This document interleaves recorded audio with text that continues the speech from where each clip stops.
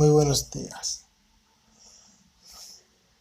Mi nombre es Gil Antonio Polanco y voy a estar hablando sobre el concepto de la práctica docente. Este grupo está conformado por dos grupos que son el grupo 8, que forman parte de ese grupo John Springer y Willy Peña, y el grupo 9, que somos Héctor Mercedes y su servidor Gire Polanco. Ahora estaré hablando sobre el concepto de la práctica docente. La práctica docente es el estudio de la didáctica y el espacio empírico para contrastar las teorías sobre, sobre las prácticas de aula, y a su vez corresponde realizar desde ellas una permanente reflexión. Bueno, de esta reflexión de la que hablamos se trata de que nosotros, como futuros docentes, siempre debemos estar meditando en formas para eh, ayudar a nuestros estudiantes en el aula, que la práctica docente no se queda estancada, sino que siempre por medio de la reflexión debe ir evolucionando en cada docente. La noción de práctica docente no tiene una única definición, ni puede explicarse en pocas palabras. El concepto es muy amplio y refiere a la actividad social que ejerce un maestro o un profesor al momento de dar clase. La práctica docente, por lo tanto, está influenciada por múltiples factores, desde la propia función académica del docente hasta las singularidades de la escuela en que trabaja, pasando por la necesidad de respetar un programa obligatorio que es regulado por el Estado y las diversas respuestas y reacciones de los alumnos. Bueno, puede decirse que la práctica docente está determinada por el contexto social, histórico e institucional. Su desarrollo y evolución son cotidianas, ya que la práctica docente se renueva y se reproduce con cada día de clase. Como les dije al principio, que debido a que el docente debe reflexionar, siempre debe estar reflexionando, entonces hace que la práctica docente pueda evolucionar y no quedarse estancado, porque el maestro de la antigüedad, ya esa forma de enseñar, ya como quien dice, ha evolucionado y ha llegado a otros niveles, porque, por ejemplo, antes, vamos a poner, en 1900, en 1800, eran pocos las personas en el país, un porcentaje muy bajo, que sabían leer y escribir, pero ahora ya en esta época, ya el porcentaje que no sabe leer y escribir, ahora es el porcentaje bajo, porque debido a las diferentes prácticas del docente y que ha evolucionado todo, ya la docencia tiene una gran expansión en todo nuestro país. Bueno, hasta aquí ha sido mi tema, que le continúo a mi compañero. Muy buenas, mi nombre es John Raymond Springer Laponte y voy a estar hablando sobre los propósitos de la práctica docente. Como primer propósito de la práctica docente tenemos la formación práctica de los docentes. Esta a fin de ayudar a los futuros docentes a poder desenvolverse en el aula con los conocimientos adquiridos en el transcurso de su carrera y también a ayudarlos a implementar nuevas estrategias de aprendizaje para fomentar el aprendizaje en los estudiantes. También fomentar el docente investigador. El docente investigador es el docente que se preocupa por los problemas que se presentan en su área de trabajo y busca soluciones para estos problemas. Este docente debe también estar actualizado con las últimas noticias tanto dentro de su área como fuera de su área para contestar cualquier duda o interrogante que surja en su área de trabajo, ya sea de los estudiantes o de sus propios compañeros. Debe tener las siguientes características. Debe ser un docente que debe innovar, debe tener independencia, firmeza, confianza, respeto y mucha responsabilidad. También, como otro de los propósitos de la práctica docente, está la innovación mediante las TICs, que son las tecnologías de la información y de la comunicación. Como lo dice su nombre, las TICs funcionan como tecnologías que sirven para información y comunicación, tanto de personas que tengamos cerca o personas que estén lejos de nosotros. El propósito de la práctica docente mediante la innovación con las TICs es el uso correcto de la tecnología en los docentes para el desarrollo tanto personal como mental del docente y del estudiante. Otro de los propósitos de la práctica docente es generar confianza en los futuros docentes. Mediante la práctica docente se ayuda a vencer los miedos de los futuros docentes y generar un cierto grado de confianza que es necesario para poder ser un buen docente. Como otro de los propósitos encontramos crear un líder en el aula. El propósito de la práctica docente es crear líderes competentes que estén dispuestos a modificar su forma de actuar y hablar para satisfacer las necesidades del estudiante y así poder asegurar su aprendizaje. Buenas, mi nombre es Héctor Manuel Mercedes Reyes y yo le voy a estar hablando sobre las funciones de la práctica docente. Una de las funciones de la práctica docente es la preparación del docente. El profesor no solo es una persona que dicta, sino también es un comunicador. ¿Qué quiero dejar dicho con esto? Bueno, que el profesor no solo es una persona que está en la clase y dicta, es decir, que lee lo que está escrito en un texto o simplemente le dice a algunos alumnos que hagan una serie de tareas. De lo que estoy tratando de decir es que un profesor tiene que ser comunicador de su asignatura o de la especialidad que el profesional haya hecho, claro. Lo importante es que el comunicador, además de por su conocimiento, tenga la capacidad para hacer llegar su asignatura, el mensaje de lo que tiene que enseñar de una manera clara al alumno y que tiene que ser capaz de hacerlo llegar de una manera activa. Con esto, quiero decir que el receptor no tiene que ser un mero espectador de lo que enseña, sino que el mensaje tiene que animar a la persona que lo reciba y lo incite a preguntar, intervenir, dialogar, etc. Para que el mensaje llegue claro y que esa participación anime de una manera positiva al alumno, despertando en él sus ganas de aprendizaje. Otras de las funciones de la práctica docente es darle seguridad a los profesores. Me refiero a que el profesor no solo debe saber de lo que habla, sino también conocer técnicas para hacer llegar la sabiduría que ha acumulado durante sus años de aprendizaje, tanto durante la carrera como fuera de ella.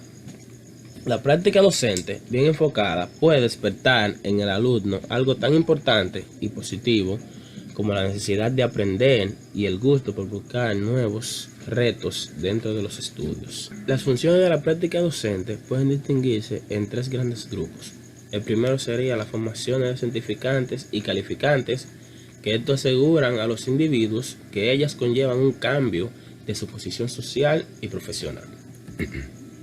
La segunda sería la formación de inserción social o profesional, que le permite a los implicados ocupar una posición en un campo en el cual no estaban presentes. Y la última, las formaciones de desarrollo, que se asegura a los implicados un aumento de sus competencias, eficacia o dominio en una posición. Bueno, esto fue toda mi participación. Mi compañero Willy le seguirá aportando más sobre el tema.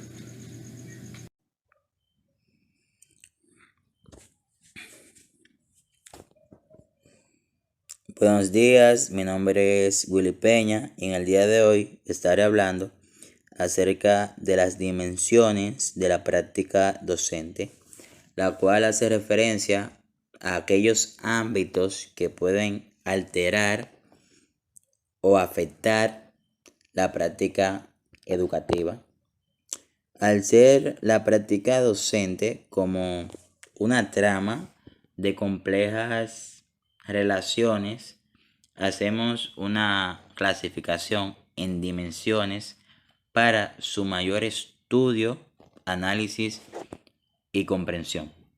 Tenemos la dimensión personal, dimensión institucional, dimensión interpersonal, dimensión social, dimensión didáctica y dimensión valoral.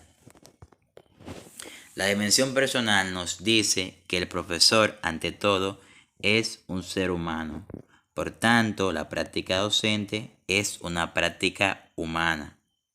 O sea, esta dimensión engloba al docente no tanto como un profesional, sino más bien como un individuo que tiene cualidades, emociones, sentimientos, proyectos, ideales y dificultades.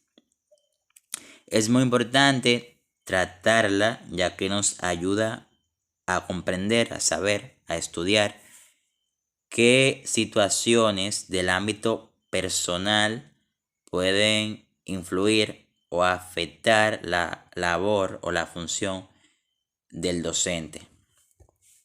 En segundo lugar, tenemos la dimensión institucional.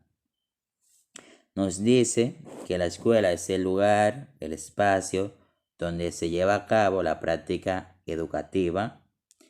Él es el escenario donde se va a impartir aquellos saberes, conocimientos, normas y reglas.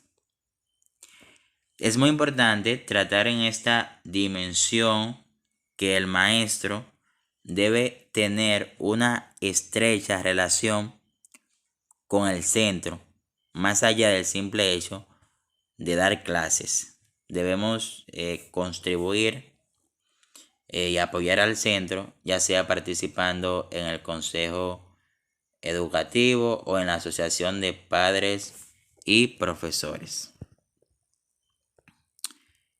Tenemos la dimensión interpersonal, que hace referencia a las relaciones entre los diferentes actores que participan en el quehacer educativo, llámese alumnos, docentes, directores y padres de familia.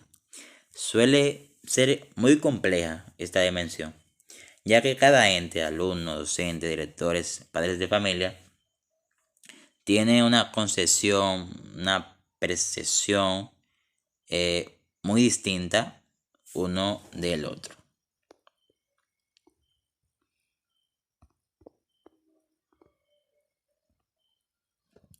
Tenemos la dimensión social, que se aborda desde la perspectiva de cómo el docente es percibido por su audiencia, o sea, por sus estudiantes. Es muy importante analizar en esta dimensión los perfiles sociales de nuestros estudiantes, porque es muy diferente, bastante, elaborar un proyecto educativo que vaya dirigido a estudiantes de colegio público que de colegio privado, porque las personas de colegio privado tienden a tener un mejor estatus socioeconómico.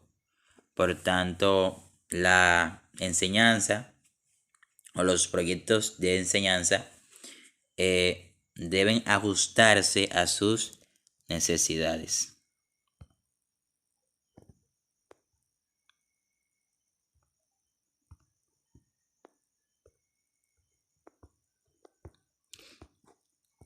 tenemos la dimensión didáctica, que observa al docente en su rol como guía del proceso de enseñanza-aprendizaje, aplicando algunos métodos, algunas estrategias que ayuden a potenciar el conocimiento, a potenciar el aprendizaje de sus alumnos. Una de esas estrategias o métodos pueden ser optar más por lo práctico, otros optan más por lo teórico. Se ajusta mucho la asignatura y también de las necesidades que tenga el alumno. Por último, tenemos la dimensión valoral, que como su nombre lo indica, corresponde a un conjunto de valores. Nosotros como maestro vamos siempre a estar expuestos a diferentes situaciones. Vamos a analizar ciertos comportamientos egoístas de nuestros alumnos, y nuestro deber como maestro es fomentar e inculcar cuál sería la actitud correcta, la actitud adecuada. Uno de los ejemplos es el bullying entre los estudiantes. Muchas veces, además de eso, hay robos de artículos. Entonces, nuestra función, nuestro deber ahí es fomentar valores tales como el respeto, responsabilidad, empatía y sobre todo, que es lo más importante, el amor. Bueno, hasta aquí fue mi exposición. Espero que haya comprendido el tema. Gracias.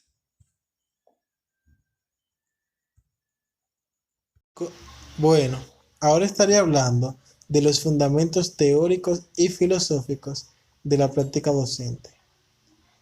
A partir de la visión de la filosofía como forma universal de la actividad humana, la educación y el proceso de enseñanza-aprendizaje consiste en la actividad orientada a transmitir conocimientos, formar hábitos, habilidades, actitudes y valores imprescindibles para que el individuo pueda solucionar problemas y su inserción sea activa y eficaz en la sociedad.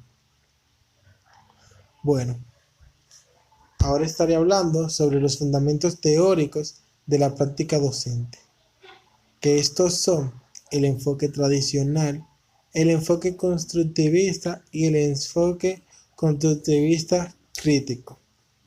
Bueno, el enfoque tradicional suponía que era suficiente que un futuro práctico aprendiera primero los conocimientos que fundamentan una práctica y que después realizara el ejercicio supervisado de la misma. Bueno, trata de que nosotros solamente, nosotros como futuros docentes, solamente estudiáramos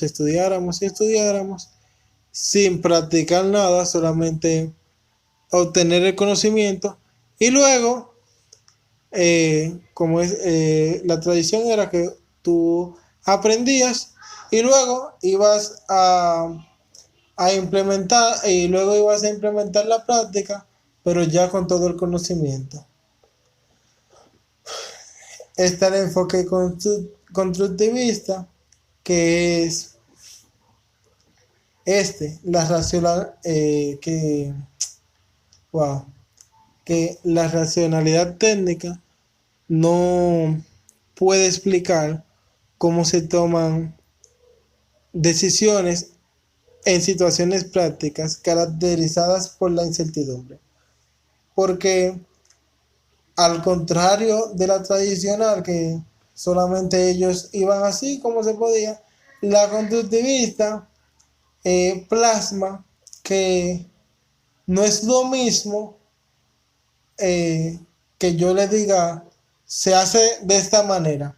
Y al momento de uno ir a enseñar, uno tiene que ingeniársela de otra porque, ejemplo, cada estudiante puede tener una manera distinta de aprender y eso es la incertidumbre que uno debe ser el que trate de arreglárselas mediante en el proceso. Es decir, antes con el tradicional se decía, vamos a poner, si tú no aprendes de la forma que yo quiero, ya es que tú no puedes aprender. Entonces eso hacía que fuera más cerrada porque ya podemos ver que la educación ha avanzado un montón y se puede ver que cada persona tiene una forma distinta de aprender. Entonces, con la constructivista podemos ver que da el chance de que hay singularidades que uno tiene que usar la racionalidad, que es actuar de acuerdo a la situación. Y está el enfoque constructivista crítico. Bueno, en las últimas 3 décadas comenzó un significativo desarrollo teórico y de programas de investigación en los cuales se asume que es imposible actuar sin pensar. Los conceptos de Schoen de conocimiento en acción, reflexión en acción y reflexión sobre la acción y sobre la reflexión en acción permiten comprender el proceso de construcción del conocimiento profesional y superar la concepción clásica de reflexión, limitada a procesos de evaluación, planificación y toma de conciencia de los procesos cognitivos realizados. En el mismo profesional y superar la concepción clásica de reflexión, limitada a procesos de evaluación, planificación y toma de conciencia de los procesos cognitivos realizados. En el mismo sentido, Stenhouse comparte estos enfoques al enfatizar la necesidad de que el docente se convierta en un investigador en el aula, destacando el carácter constructivista de la acción docente, al considerar al profesor como un profesional reflexivo, quien construye su propio conocimiento profesional. Bueno, este enfoque lo que trata también es de que uno como maestro debe ser crítico con los estudiantes, pues, como ya les dije, cada uno tiene distintas habilidades y con la práctica docente nosotros aprendemos a poder destacar esas habilidades. Como nosotros como maestros aprenderemos a eso. Bueno, ahora estaremos hablando de los fundamentos filosóficos de la práctica docente. Estos son los fundamentos cosmovisivos, nociológicos, lógicos y sociológicos. Los fundamentos cosmovisivos son aquellas bases conceptuales, teórico-metodológicas que están presentes y atraviesan todo este proceso. Bueno, entre los fundamentos cosmovisivos se encuentra el principio de la práctica, el principio de desarrollo, entre otros. También están los fundamentos nociológicos, que se refieren a aquellas regularidades esenciales a través de las cuales transcurre el proceso de conocimiento de la realidad en la conciencia del hombre y que se encuentran presentes y actuantes en el proceso de enseñanza-aprendizaje. Bueno, entre sus componentes principales se reflejan el principio de reflejo activo y creador a través de la práctica en la enseñanza, lo sensorial y lo racional en la formación de conocimientos, habilidades y valores, y lo empírico y lo teórico en el proceso de enseñanza-aprendizaje. Bueno, también están los fundamentos lógicos.